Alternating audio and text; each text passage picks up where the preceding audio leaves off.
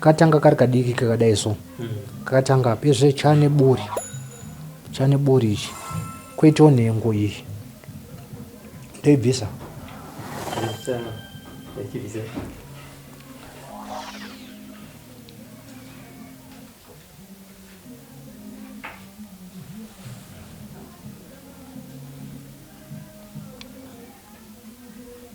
So we don't go around every day.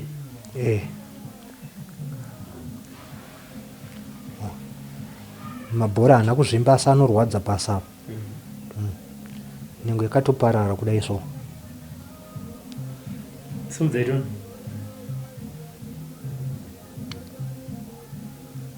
Saka unokwanisa kuita wiwi mai inenge ichirwadza.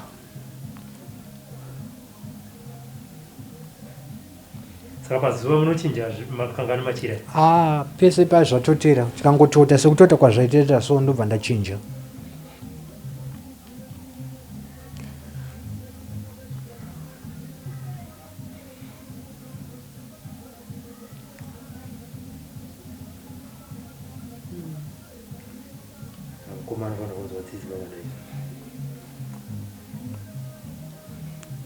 Saka pana pamuri kugara ndogara nasisiyo nemwana uye nelasibhoni yavo abuda aenda kubasa.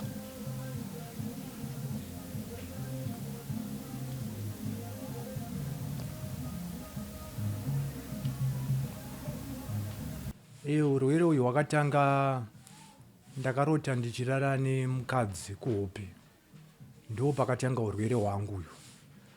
Nhengo yangu ichibva yaita kadzvanga ndakatanga kuenda kuchipatara vakati igenital ulcer. Vakatanga kundirapa vachiti ndipa mushonga mapirids egenital ulcer, asi kakatanga kuita kablisters kadzvanga kaike hakana kupora.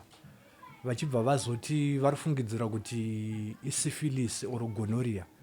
Vachibva vanditora ropa vakatesta, ndakaenda results akauya ari negative.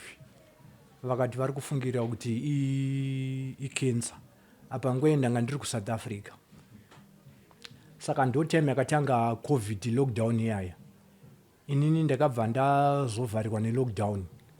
Ndavharwa nelockdown pakazoita time yekuti government home affairs yakati yakuvhura vanhu vanga vavharwa nelockdown vanga vavhizita. Ini ndaigara hangu ikoko. Saka ndo pandakafunga kuti rega ndiuye kunoku. Pakavhurwa vanhu vaive ndibva ndaona chance bva ndauya kuno kubva ndasvikira quarantine papoli tikagara 6 days but atransfer tukaendeswa paPrince Edward. Ndikamborequesta kuona ana chiremba but hapana. Chirwere ichi chakatanga kuita panhengo yangu chikatanga kukura chitange mablisters so aiswini achivava zvokuti kana kuenda kutete tikairwadza. Takazobuda paquarantine paipai ndikaenda kuParinyatwa hospital. Vakasvika vachindipa vachitaura kuti varifungidzira kuti genital ulcer. Ndikavataurira ngoti makadhi angu ndanga ndisina ekuSouth Africa. Vakandipa mushonga vakati ndozodzoka mangwana ndoenda kuOPD ndonoona urologist. Ndikazodzokera mangwana acho ndikasvika kune strike yemadoctors nemanesi kuOPD kwekanga kwavharwa. Kana kucasual kwanga kune go slow zvezvevanhu vari pastrike. Saka turi nokutaurawo nehama neshamwari ndichivarakidza urwere hwangu. Vanhu vaifunga kuti vangangofungidzira kuti icancer. Vakanditi cancer inorapika kuchibhoyi. Shamwari yangu yakamhonditaurira kuti yakandidirecta paThrogmorton kuna Samora Machel. Yakati kune vanhu vanoita zvemaherbs. Ndakaenda ikoko ndakasvika vakati cancer tinorapa, vakanditi 40 years, vakati vachandirapa kusvikira yapera. Ndenge ndichiya ndichitora mushonga wokunwa, wokuzora nokudya muporiji. Ndakazvishandisa for 4 months. Hapana kana change yakaitika. Urwere hwakaramba huchiendera mberi. Ndikazotanga kuendawo kumasowe, vamwe vachinditiwo kune masowe kumwe kunobatsirwawo. Ndo pakatanga kubuda nhau yekunzi nhau yehushirikitwa. Painzi pane munhu womumhuri ane gate rakasunga nejira dzvuku nereredzo akanyora mazita edu, mugati umu anopata achiromberera, akanyora mazita evanhu vese vari mumhuri nevamwe vazukuru vese. Saka ndio pane ushereketo huri kuitwa uyu. Munhu pakabuda zita ari zita remukomo mumhuri. Ini handina kuzvibhilivha hangu. Ndakatanga kufamba ndikaudzawo vanhu vepamba vandinogara navo vanova ndosisi. Vakati gatimofamba timeenda kune mumwe kwatakanzwa kune mumwe muprofita. Tikaenda tikasvika tipiwa same nhau futi iyoyo. Ndo pandikazotanga kunzwawo nemwe shamwari yangu zvikanzi kune mumwe baba vanorapa pachibhoyi kuwadzana extension uku. Vandabva ndaenda kuwadzana extension kuya baba ndivanorapa pachivanhu vari n'anga.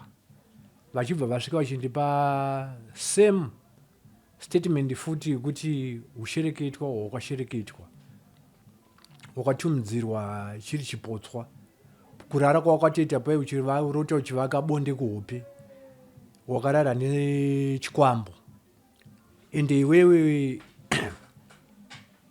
umbone mukadzi wako ari kupi? Ndikavataura kuti handina mukadzi, asi ndaita vakadzi 3 vandagara navo. Vakadzi vangu vanoenda nenzira imwe chete. Tenge tisina kunetsana zvimwe zviya asi panongoita silly mistake mukadzi wotora mwotoenda. Zvikanzi wakapiwa mukadzi wechikwambo, chinova ndo chawakarara nacho. Saka chikasiya hunye. Hunye huyo ndiri kukonzera kuti iwe nhengo yako ikudaro so hautomofanira kunzi uite mukadzi. Zvoti wakaita zvekutamba unogona kuparara. Vakati vachandirapa, vakatanga kundirapa asi hapana chaichinja. Then ndikazoita dambudziko rekuti kusachinja kuye kwandaiti ndakasvika pamba ndaitanga kurwadziwa singaite. Kana ndiri kunze kweyadhi handirwadziwe. Mukufamba muya nditobvawo pano padhuze pasiri peraina peimwe shamwari yangu vandasangana nevamwe amai. Amai vaitotengesawo fishi. Shamwari yangu ndakutobuda pamba paichibva yati ndidenzero amai vari kutengesa fishi. Ini ndandatopa gedhi. Amai bva ndavadenza vanga kutopfuura. Amai patikasangana pagedhi vakaita kunge vagwinwa vachibva vati nhai baba munogara panapa. Ndikati kwete. Zvikanzi mungandimirire here kana musiri kumhanya? Ndikati handisi kumhanya. Vachibva vaenda mbame vabva vatengesa fishi kune shamwari yangu vachibva vabuda. Zvikanzi nhai baba sori henyu mumashoko andida kubvunzai, ndiri munzwi mweya wekumasowe. Musaona hangu ndakapfeka zvandakapfeka zvitengesa fishi. Yanga iri time yelockdown madhezi ai pambari palockdown vanhu pavainzi vanofamba nematsamba pai machechi akavharwa. Vachibva vati ko pamba pamunogara ndipani? Ndikati ndipe vabereki. Zvikanzi handimukwanisi here kundibvira pamba ipapo? Ndikati ko hindava baba, hindava amai. Zvikanzi sekutaura kwandamheta ndiri munzwi mweya kumasowe. Ndaona tsoka yenyu ndaiona ichifamba mune nhau yenyu muchifambira urwere. Asi ndapota urwere hwenyu musaende kuchipatara nekuti urwere hwenyu hauzi kuchipatara. Urwere hwenyu makagadzirwa. Saka chiri kuitika ndechekuti vanhu vese vamafamba muchinoona muchiti vakurapei. Vanhu ive vanogona vatorapa vamwe vanhu vachitopupura. Vane urwere hwakaita sehwenyu nehwakapfuura sehwenyu. Asi chiri kuitika dambudziko nderekuti pamba penyu pane mhiko yakaitwa makanokorwa tsoka makashereketerwa imimi muri kunzi munofanira kuparara. Asi ndaona futi pane nyaya yekuti imimi zvandoda kukutaura izvi makamozvinzwa ndaverenga hana yenyu. Weukama murume weropa ndiye ane nhau dzidzi, asi paita munhu wechikadzi ndabvunza kudenga mukadzi uyu mukadzi wake vanowadzana.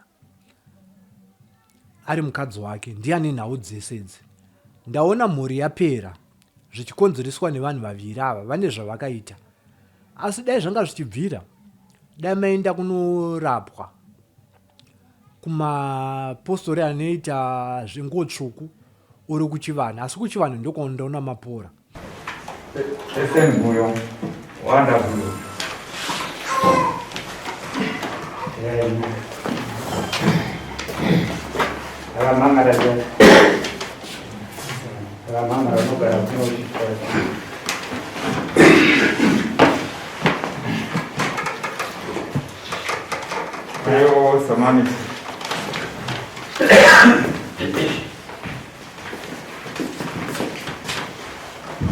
esembuyo taura chichemo chamapaukira wonderful na mambo.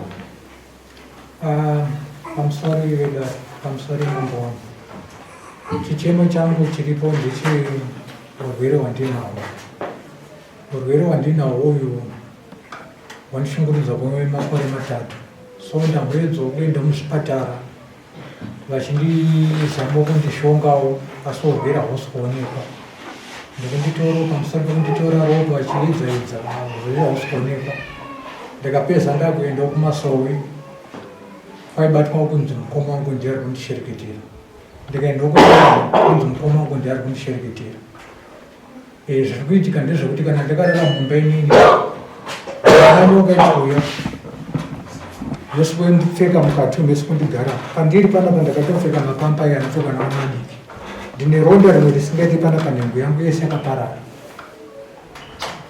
Saka takazoendawo kumwe kune vamwe baba kufidelity kuchivanhu. Ndobva vakasvika vakati ndakaenda nehanzvadzi yangu izvi ndiye namba 5 mumba nemwana wake wokutanga first born yake. Tichisvika paipo vakangoti ko baba vari kupi, tikati baba vakashaya. Zvikanzi ndikuona futi panapa amai vakashaya. Zvikanzi ndemunotora munhu anonzi baba. Akasara achinzi baba akapiwa tsvimba yozosunungura mukomana. Tikabva tangoziva kuti zvatinomonzwa kuyekwea ndizvozvo.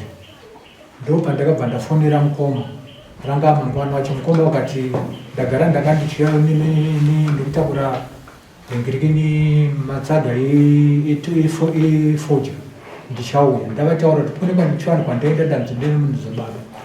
Tasvika kwekwe tikasvika sekuru vasipo, sekuru vakazoya zvavo vatapinda mudare mema. Mukoma ndopaakamhoreswa mudare mema. Mukoma achibva tauriro nasekuru zvikanzi kune mhepo dzemadzinza dzivakaparara dzinopotera kwauri. Mhepo idzi ndedzeuroyi ndodzikurwarisa mwana wako yanamunin'ina wako nehama dzako kwese kwavanofamba vari kubata iwewe. Tikabvunzwa ina sesunzi ichokwadi here, tikati ichokwadi. Pamusoro pazvo kune mwana wangu ari apo uyo musikana uyo kwaanofambawo anobatawo mukoma, vana vasiso vanobatawo mukoma. Ndo patikabva tanzi nasekuru mukoma akabvoda kuramba-ramba. Mukoma ndopaakazonzi mhepo yokuda tiibvise. Mukoma akada kudzana-dzana, mukoma achibva azobvuma. Zvikati kumba kwako kune zvinhu zviriko zvekuda tibvise.